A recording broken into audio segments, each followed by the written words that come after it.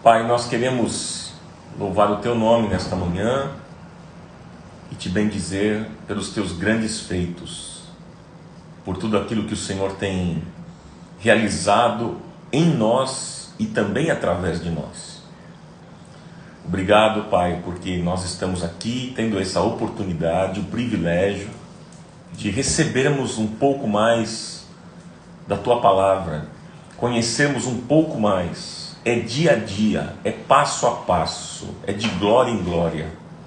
E é assim que nós vamos caminhando na vida cristã, te conhecendo cada dia mais e melhor.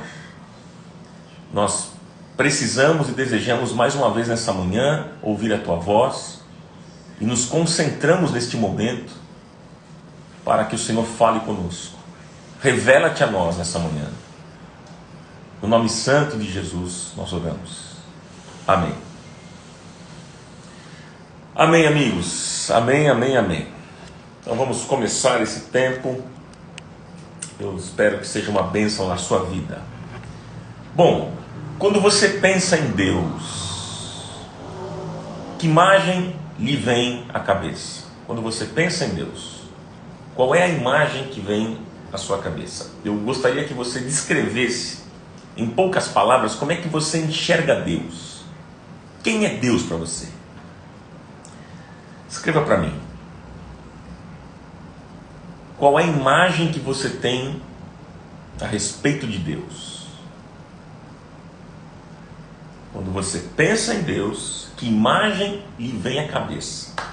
Descreva isso para mim, por favor. Vamos lá. Alexandra disse, a imagem de um pai. Ponto de paz, um pai amoroso, fortaleza, um forte.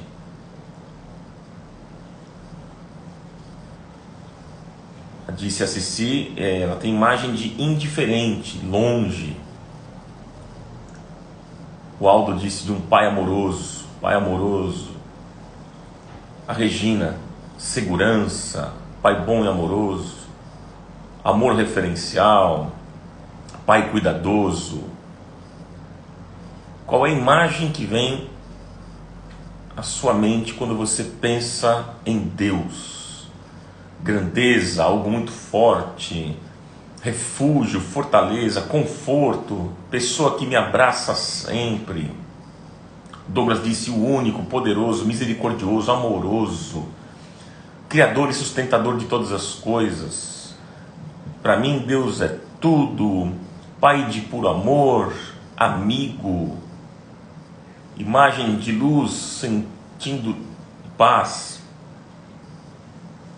meu tudo, Senhor bondoso, alguém que me ama e me perdoa.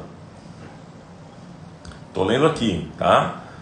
Protetor, segurança, criador, proteção, enfim. A Joyce disse, uma imagem mesmo de um homem sentado num trono inclinado para mim, algo bem grande e iluminado. Que mais? Meu Salvador, minha força, Criador do universo, um Pai bem grande sentado no trono que vou correndo aos seus pés quando falo com Ele. Santidade, personalidade, um Pai atencioso e sempre solícito. Meu psicólogo, sinto paz quando falo com ele. E aí vai. Tá bom, gente. Bom, vamos tratar desse assunto aqui e refletirmos algumas coisas tão importantes.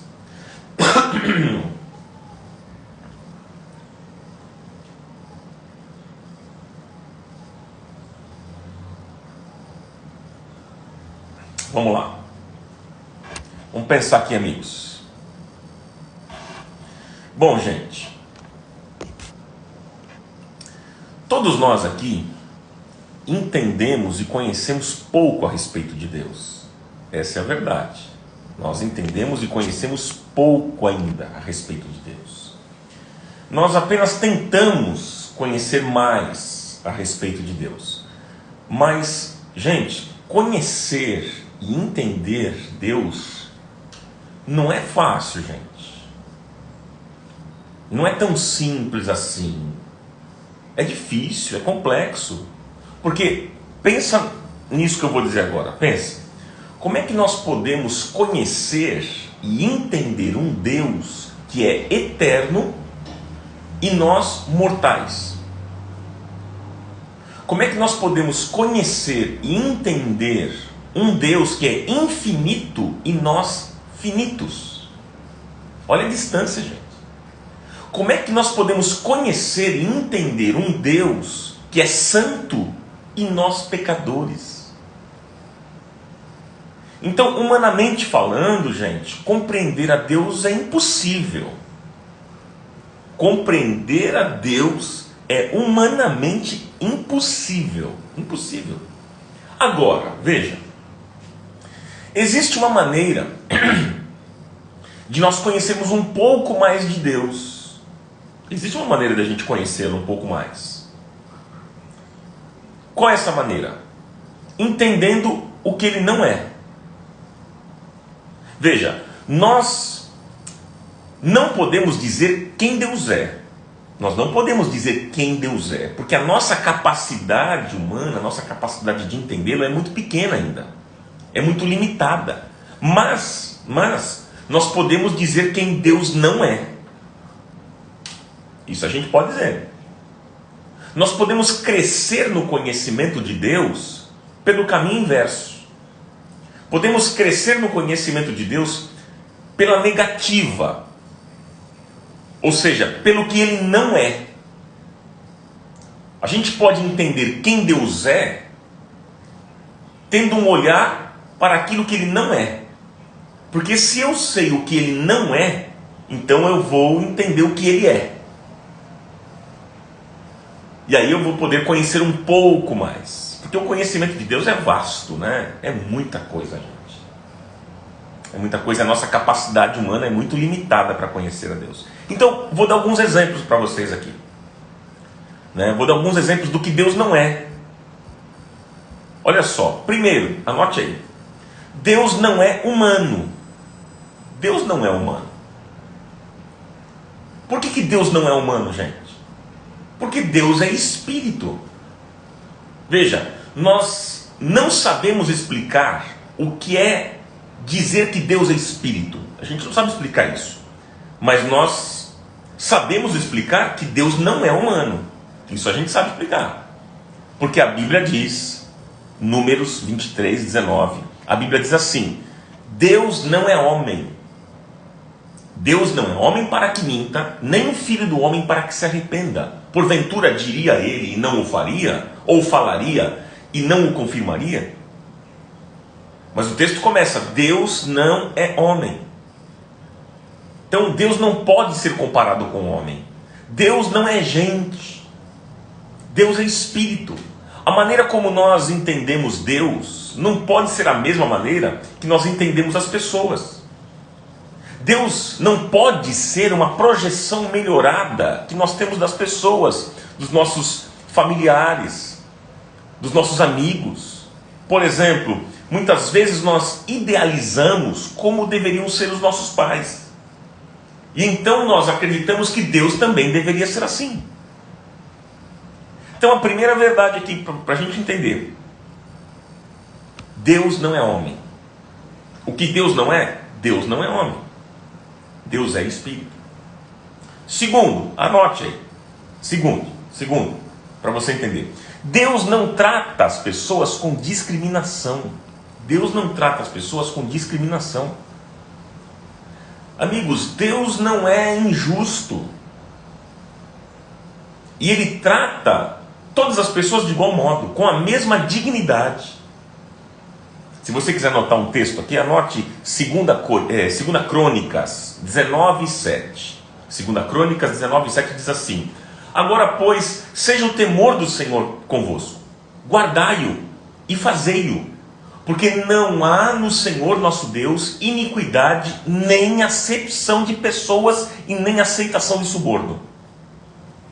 Não há no nosso Deus iniquidade, não há nele acepção de pessoas, nem aceitação de suborno. Então, nós entendemos que Deus não trata as pessoas com discriminação. Terceiro, anote aí. Terceiro, olha só. Deus não trata com humanos na lógica do prêmio e do castigo. Deus não trata com a gente nessa lógica, prêmio, castigo, prêmio, castigo. Porque se Deus nos tratasse nessa lógica, gente, do prêmio e do castigo, a gente não estaria aqui, nessa live. Nós não estaríamos vivos. Mas o Salmo 103, versículo 8 em diante, diz que misericordioso e piedoso é o Senhor, longânimo e grande em amor.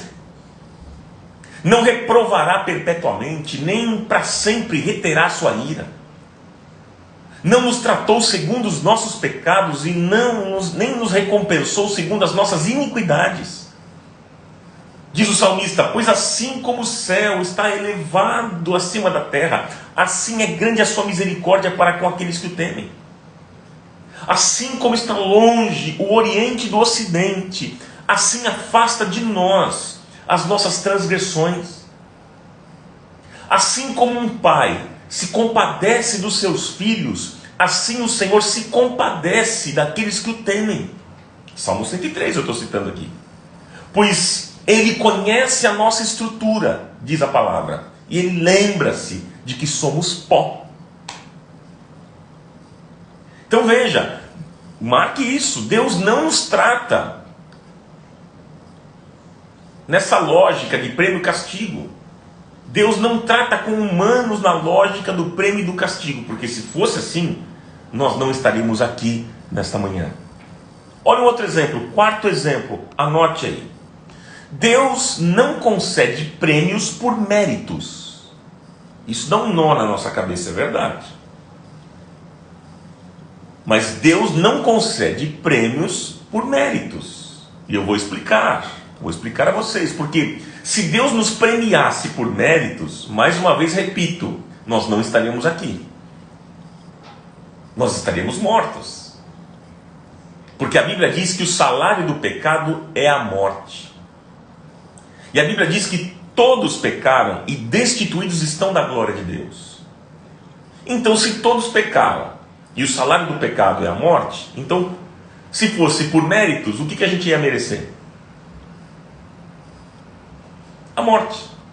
Então veja, Deus não funciona nessa lógica do mérito, gente. Não funciona. O reino de Deus, anote aí, o reino de Deus não é uma meritocracia onde nós fazemos por merecer e por isso somos premiados e abençoados.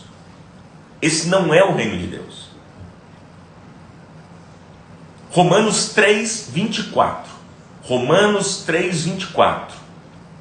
Sendo justificados gratuitamente pela graça, disse o apóstolo Paulo. Sendo justificados gratuitamente, é de graça, gente. Não paga nada. Nós fomos justificados gratuitamente pela graça, pela redenção que há em Cristo Jesus. Romanos 8:32. Aquele que nem o seu próprio filho poupou, antes o entregou por todos nós, como nos não dará também com ele todas as coisas? Então, meus amigos, Deus não lida com os seus filhos na base dos méritos, porque Ele é o Deus de toda graça. E graça, o que é? Graça é favor de Deus. Graça é favor imerecido. Graça é você dar tudo a quem nada merece. Isso é a graça. Então, se você hoje possui alguma coisa na sua vida, alguma coisa que te deixa feliz, se você tem privilégios, tudo isso é imerecido. É a graça. É a graça, não é pelos teus méritos, mas é a graça de Deus. Porque tudo que nós temos, amigos, tudo que temos é de graça. Nós recebemos gratuitamente, como disse o apóstolo Paulo.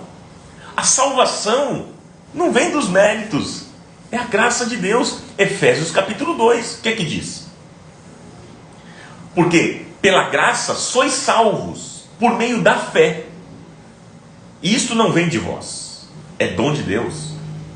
E diz o apóstolo Paulo, também não vem de obras. Ou seja, não vem dos teus méritos, do teu esforço, não é de obras, para que ninguém se glorie. É pela graça que nós somos salvos. Agora, gente, eu queria ler com você um texto das Escrituras que mostra algumas verdades a respeito de Deus. Olha que legal esse texto, gente. Olha que bacana. Evangelho de Lucas, no capítulo 18, versículo 1 ao versículo 8. São 8 versículos. Tenha atenção aqui nessa parábola. É uma parábola da viúva persistente. Parábola da viúva persistente. Olha só que interessante esse texto. Eu vou ler para vocês. Jesus contou aos seus discípulos. Ele contou uma parábola para mostrar-lhes que eles deveriam orar sempre e nunca desanimar. Ele contou uma parábola para os seus discípulos, para que eles aprendessem a orar sempre e nunca desanimar. E ele disse, olha só a parábola. Numa certa cidade havia um juiz que não temia a Deus e não se importava com os homens. Era um juiz que não temia a Deus e não se importava com os homens. E havia naquela cidade uma viúva que se dirigia continuamente a ele, suplicando-lhe: faze-me justiça contra o meu adversário. E por algum tempo aquele juiz se recusou, mas finalmente ele disse a si mesmo: embora eu não tema a Deus e eu não respeite homens, esta viúva está me aborrecendo. Vou fazer-lhe justiça, para que ela não venha mais me procurar e me importunar. E aí o Senhor continuou: ouçam o que diz o juiz injusto. Ouçam o que disse aqui o juiz injusto. Acaso Deus não fará justiça aos seus escolhidos que clamam a Ele dia e noite? Continuará fazendo-os esperar? Eu lhes digo, Ele lhes fará justiça e depressa. Então veja só, o texto que nós lemos aqui de Lucas diz o seguinte, presta atenção aqui, vem comigo. O texto aqui que nós lemos diz que Jesus, percebendo a incapacidade das pessoas de entenderem mais a respeito de Deus, as pessoas não tinham capacidade de entender a respeito de Deus, então o que Jesus fez? Ele ensinou a importância da oração, do orar muito, de ser constante na oração e não esmorecer. Mas aqui há um perigo, porque muitos não entendem o que significa orar muito. O que significa isso?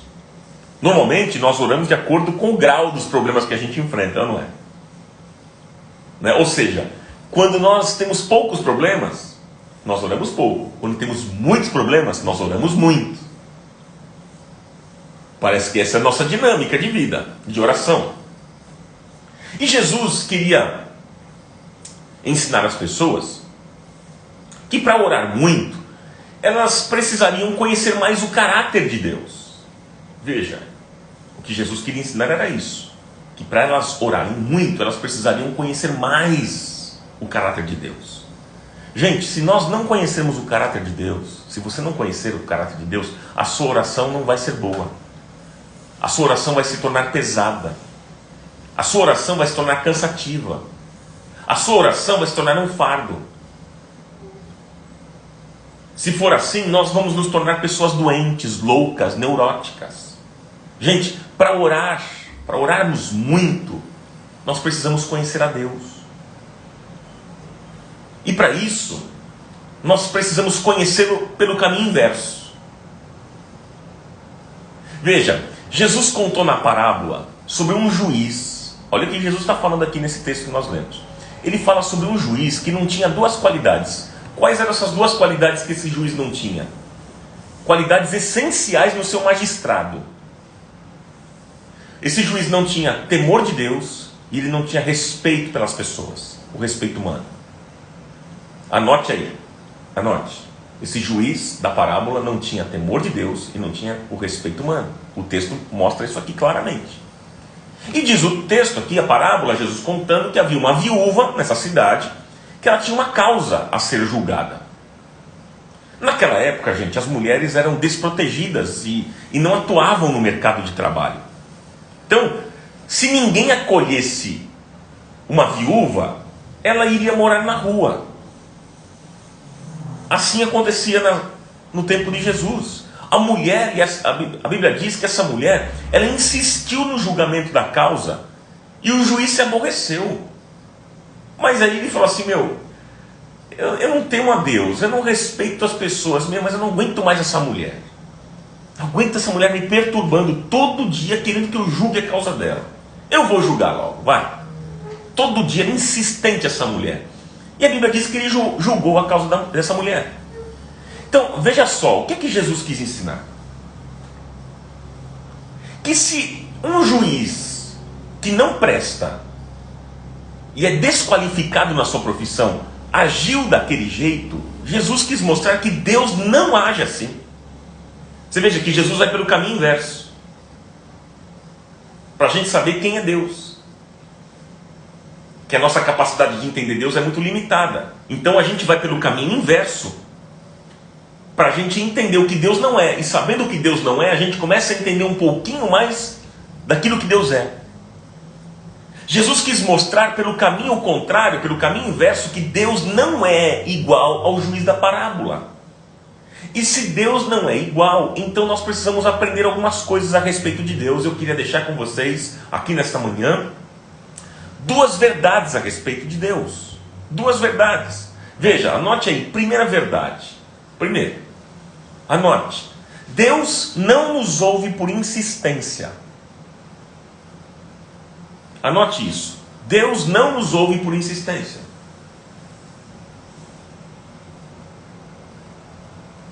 Deus não nos ouve. Olha, o juiz da parábola, ele só ouviu a mulher por quê? De tanto ela insistir. E Jesus está mostrando que Deus não é assim.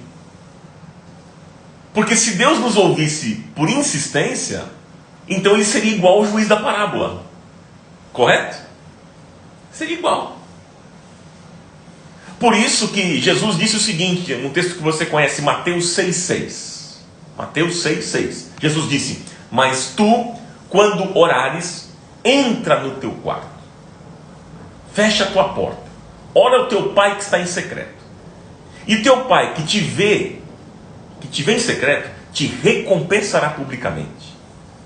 E orando, disse Jesus, não useis de vãs repetições, como os gentios que pensam que por muito falarem serão ouvidos. Gente, muitas pessoas pensam que para serem ouvidos por Deus precisam amontoar o maior número de orações e aí Deus vai responder. Aí Jesus está dizendo que Deus não é assim. Deus não é assim. Jesus disse lá em Lucas 11:9, Jesus disse, o texto que você conhece, pedi e dar-se-vos-á, buscai e achareis, batei e abrir-se-vos-á, porque qualquer que pede recebe, e quem busca acha, e quem bate, a porta é aberta. E qual o pai de entre vós que, se o filho pedir pão, vai dar uma pedra? Ou se pedir peixe, vai dar uma serpente? Ou se pedir um ovo, vai dar um escorpião? Então, gente, nós não sabemos como Deus é, mas nós sabemos que Ele não é o amigo que se importuna quando alguém bate a sua porta. Não, Ele não é essa pessoa que reclama, que diz, eu tenho que dar um jeito nessa causa aí, porque essa mulher não para de me perturbar. Deus não é assim. Jesus disse ainda em Lucas 11, que eu citei para vocês, versículo 9, no versículo 13, Jesus disse assim, pois se vós, sendo maus, vocês sabem dar boas dádivas aos seus filhos, quanto mais o Pai Celestial dará àqueles que lhe pedirem. Então, amigos, Deus não é um juiz iníquo que julga com, por exemplo, que julga com mais rigor o bandido que não tem condições de pagar um bom advogado e trata com leveza aquele que pode pagar bons advogados. Deus não é um juiz que dá ao pobre o rigor da lei porque não tem condições financeiras e depende da justiça pública e gratuita. E ao que tem melhores condições, ele trata com suavidade, com facilidade. Não, Deus não é assim. Ele não é iníquo. E muitas vezes, deixa eu dizer, por que eu estou dizendo isso, gente? Porque muitas vezes a gente trata Deus nessa dinâmica, sabia? A gente trata Deus nessa dinâmica. Como assim? Olha, quando nós estamos enfrentando um problema na vida, sabe o que a gente faz? A gente vai atrás da elite religiosa. Vamos atrás dos apóstolos, dos profetas. Nós buscamos os melhores pastores para orar, né? Para orar e logo nós nos aproximarmos mais de Deus. Não, vamos no ungidão. Aquele pastor é mais ungido. Vamos nele. Vamos no apóstolo fulano de tal. Esse sim está mais próximo de Deus. Logo nós pensamos que se nós chamarmos qualquer pessoa, Deus não vai atender a nossa oração. Eu não vou chamar o Zé da esquina para orar para mim, não. É um irmãozinho bom, ele tem boa intenção, ele vai na igreja, mas eu não vou chamá-lo para orar por mim. Eu vou chamar logo o ungidão. A gente trabalha nessa dinâmica, gente. Isso é horrível. Nós pensamos que os que têm mais chance de obter respostas às suas orações são aqueles que conseguem reunir a melhor e a maior banca de apóstolos e bispos. Nós achamos que quanto mais pastores nós reunirmos, quanto mais pastores, melhor será para bater na porta do juiz iníquo. E então ele vai receber. Porque a gente pensa o seguinte: se eu for sozinho, Deus vai se chatear comigo. Se eu levar o irmãozinho lá da esquina, Deus vai chatear comigo. Tem que levar a turma toda. A maior e melhor banca de apóstolos, de missionários, de profetas. Porque aí sim Deus vai me ouvir. Amigos, Deus não é assim. Ele não se aborrece quando nós batemos a sua porta. E Deus não é egoísta, que não deseja repartir bênçãos conosco, amigos. Como vocês mesmos disseram, Deus é Pai. A maioria disse isso. O nome mais santo na Bíblia, o nome mais santo de Deus na Bíblia é Pai. Abba Pai. Expressão mais íntima no aramaico, que significa papaizinho. Então Deus tem prazer em nos abençoar. Mas por que orar muito? Por que Jesus ensinou sobre o dever de orar e não desanimar? Por quê? Porque ele está falando de um outro tipo de oração. Ou seja, não é aquela oração de mendigância. Não é oração para mendigar. Mas é para valorizarmos, conhecer a Deus. Porque é bom estar na presença de Deus. Porque é bom termos comunhão com o Pai e sermos amigos de Deus. É isso, gente. Mas como orar? O que pedir para Deus? Gente, amigos queridos, se a essência... Amigos queridos, se a essência da sua oração, mesmo sendo curta, for cumprir a vontade de Deus, a sua oração será correta. A sua oração será correta. Gente, nós não podemos nos aproximar de Deus com a atitude daquela viúva diante do juiz. Nós não podemos nos aproximar de Deus assim. Ela ficava lá no pé do juiz e querendo que julgasse essa causa. E não, nós não podemos ser assim com Deus. Aquele juiz, ele não temia Deus, ele não respeitava ninguém, lembra da parábola? Mas Deus não é assim. Deus é um Pai de amor que ouve as nossas orações, que nos respeita e que não faz acepção de pessoas. Deus ama a todos igualmente, o rico, o pobre, o branco ou o negro, o sujo ou arrumadinho, o cheiroso ou o fedido, não importa. Deus ama todos igualmente, não faz acepção de pessoas, e quem faz acepção de pessoas comete pecado. Diz as Escrituras. Então guarde essa primeira verdade a respeito de Deus. Nós estamos falando dele nesta manhã. Deus não nos ouve por insistência, não. Nós temos um Pai amoroso que tem o prazer em ouvir a nossa voz e as nossas orações. Segundo, anote aí, anote. Deus não faz ninguém esperar simplesmente por capricho. Anote isso. Deus não faz ninguém esperar simplesmente por um capricho. Não. O versículo 7 da parábola. Quer ver o que é que diz o versículo 7? Acaso Deus não fará justiça aos seus escolhidos que clamam a Ele dia e noite? É o que diz aqui o texto. Continuará fazendo-os esperar? Eu lhes digo, Ele lhes fará justiça e depressa. Veja, amigos, Deus não é manhoso. Deus não é soberbo. Deus não tem uma agenda escondida. Deus não faz a gente esperar por um capricho que Ele tem. Tem muitas pessoas que dizem o seguinte, né? Dizem assim, olha, Deus tem o tempo dele e Ele não vai dizer porque é mistério, né? Ele tem as coisas dele e não vai falar, não vai revelar nada, porque é mistério. Ok, deixa eu dizer para você, ensinar uma lição, mas não dar a lição porque é mistério, é antipedagógico. Deus não é assim. Pois Ele é luz, gente. Deus é luz, Ele não age nas trevas, Ele não age nas escondidas, Ele não age com negociatas, com cartas escondidas nas mangas. Porque o caráter de Deus é extremamente confiável.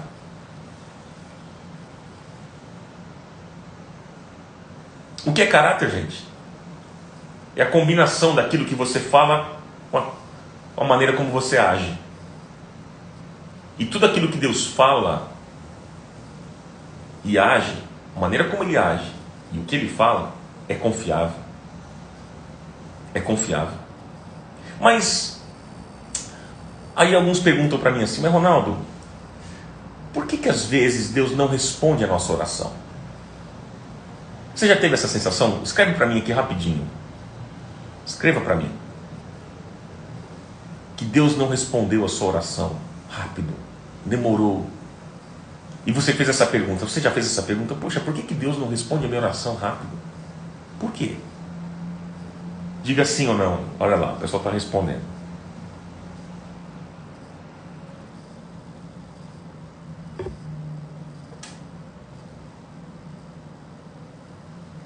Olha lá, todos nós, né? Já tivemos essa sensação. Poxa, por que Deus não responde a minha oração?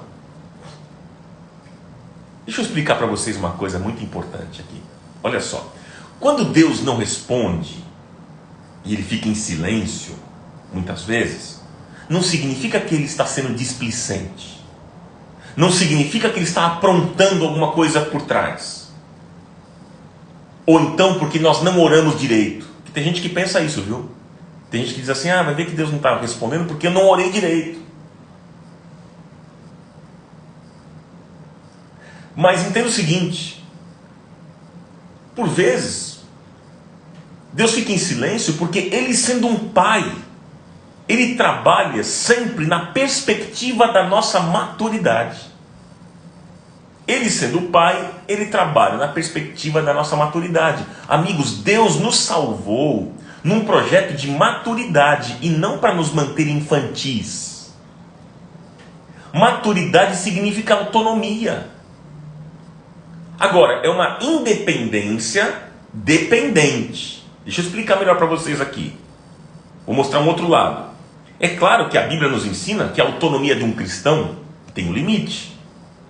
Qual é o limite? A soberania de Deus. Ou seja, depois que nós entregamos a nossa vida ao Senhor, nós declaramos que Ele é o Senhor da nossa vida, e nós nos colocamos debaixo da sua soberania.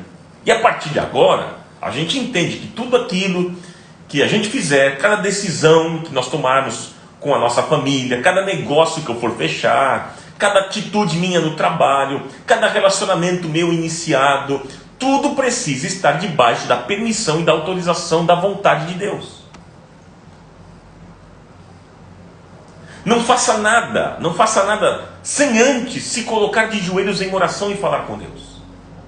Não faça nada que não esteja de acordo com a vontade de Deus, porque Ele é boa, perfeita e agradável. Viver na vontade de Deus é viver debaixo da sua bênção. Mas esse assunto aqui, esse parênteses aqui, é outra coisa. Porque O que eu quero te mostrar é um outro lado dessa moeda, que, como eu já disse, nós devemos entender que Deus nos salvou num projeto de maturidade e não para manter a gente criança, infantil. Olha, os seres humanos são os animais mais dependentes. Sabia disso? Por exemplo, um bebê é completamente dependente dos seus pais, até pelo menos 6 anos de idade. Um bebê abandonado sobrevive? Não. Agora, quando nós vamos crescendo, nós vamos precisando de menos intervenções dos nossos pais. À medida que você vai crescendo, você vai precisando de menos intervenções. Então, por exemplo, você, quando você era criança, seus pais te ajudavam a escovar o dente. Você não sabia ainda, você não tinha coordenação, você não sabia como é que escovava, eles te ajudavam. Aí você foi crescendo, você já não precisou mais dos pais ajudando você a escovar o dente. A se trocar, colocar os sapatos, porque você vai crescendo, você vai ganhando autonomia, você vai precisando de menos intervenções dos pais. Não é assim a dinâmica da vida, gente? Isso também se aplica à nossa fé. Segura essa aí. Se aplica à nossa fé. Quando nós éramos bebês na fé, criancinha, nós precisávamos de mais intervenções e mais milagres de Deus. Precisávamos. Mas quando crescemos e amadurecemos na fé, ganhamos mais autonomia. Veja, quando Jesus era criança, ele precisou de mais intervenções divinas. Mas à medida que Jesus foi crescendo, ele teve menos intervenções até culminar na cruz do Calvário, quando ele disse: Pai, por que me abandonaste? Pai, por que me abandonaste? Ali na cruz, Jesus estava exercendo sua autonomia máxima como ser humano. Estava se sentindo só. Então, olha só, crente, vou pegar mais pesado agora. Eu espero que vocês consigam entender a leitura do que eu estou falando. Veja, crente que precisa de muitos milagres, é infantil. Às vezes eu fico percebendo gente correndo atrás de live do milagre.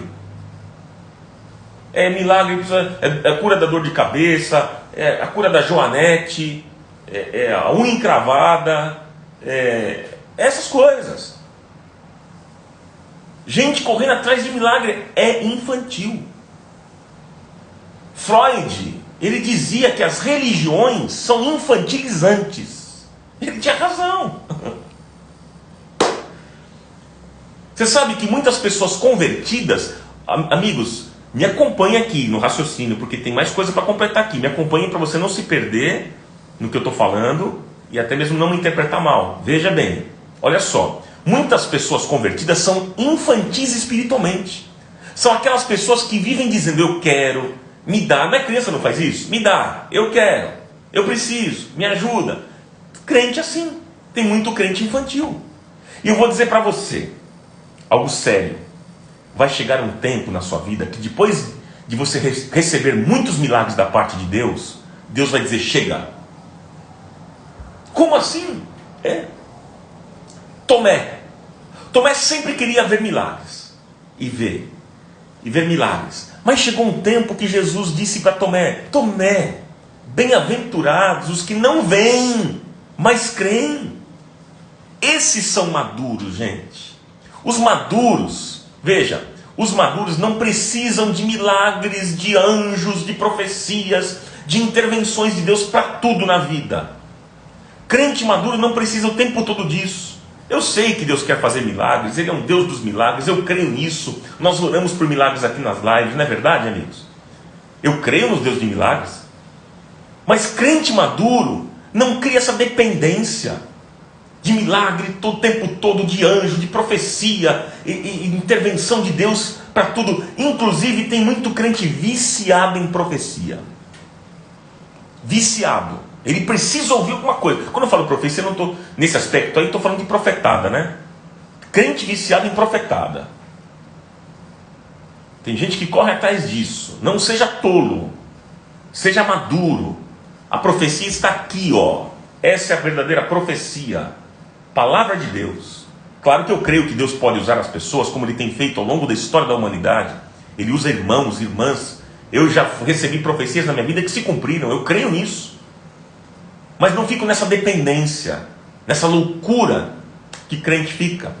Sabe, amigos, Deus deseja nos dar sempre, nos ajudar. Mas como Pai, Ele também quer que você cresça. Ele quer que você se torne maduro para enfrentar a vida. Por isso que Paulo disse: tomai a armadura de Deus para que vocês possam resistir no dia mau. E havendo feito tudo, ficar firmes. Igrejas que são dependentes de milagres, são infantis e precisam de públicos emocionalmente infantilizados, de pessoas que não sabem resolver os seus dilemas e os seus dramas da vida. Você sabe uma coisa que me chama a atenção, amigos? Sabe o que me chama a atenção? Que muitos não cristãos, por vezes, têm mais capacidade de enfrentar os problemas da vida do que muitos chamados cristãos que são verdadeiras crianças espirituais. É triste isso, mas é uma realidade. O apóstolo Paulo, por exemplo, ele sempre presenciou milagres na vida dele. Mas à medida que ele foi crescendo e amadurecendo, chegou um tempo que ele pediu para Deus tirar o espinho da carne dele. E Deus disse não. Deus disse que o espinho não iria sair, mas ele estaria dando a Paulo a graça dele para resistir, para viver, para enfrentar a vida com o espinho. E depois de feito tudo, permanecer inabalável. Então, meus amigos, quando Deus não responde para você, não é porque Ele é iníquo, não é porque Ele é o juiz iníquo, porque Ele quer que você fique lá batendo todo dia na porta dele, Ele quer te ver humilhado. Não. Quando Deus não responde é porque Ele está apostando na sua maturidade. É lindo isso, gente. Olha como Deus é bom. Não é assim que você quer ver um filho seu crescendo? Você quer ver um filho seu maduro, avançando, crescendo, ganhando autonomia, decidindo as coisas na vida. Não é assim que você deseja? Assim é o nosso Pai. Ele quer ver você crescendo e amadurecendo. A gente pensa que se Deus não responde a oração, então é porque nós não oramos direito, ou então porque nós não pagamos o sacrifício que a gente deveria pagar, ou porque nós deixamos de dar a doação que deveríamos fazer. E aí Deus então resolveu virar as costas e nos abandonar. É isso que às vezes a gente entende. Mas muitas vezes, amigos, sabe o que acontece? Nós nos aproximamos de Deus e Ele se aproxima de nós. Isso é uma verdade. A gente se aproxima de Deus e Ele se aproxima de nós. Mas muitas vezes, sabe o que acontece? Nós damos 2 passos para frente e Ele dá 2 passos para trás. A gente faz assim, ó, a gente dá 2 passos para frente em direção a Ele e Ele dá 2 para trás. 2 e Ele vai indo para trás. Aí você pergunta, mas por que Deus faz isso? Ele é mau? Não, é para você aprender a andar. Lembra como é que você fazia com o seu filho quando ele era pequeno? Quando o seu filho começou a andar, como é que você fazia?